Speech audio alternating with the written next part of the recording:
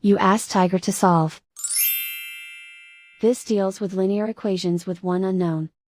The final result is x equals 130 over 48,393.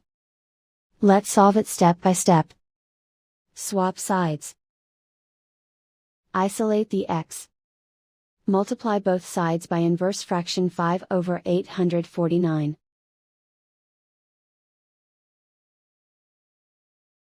Group like terms.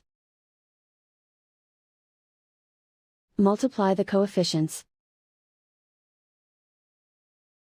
Simplify the fraction. Multiply the fractions. Simplify the arithmetic.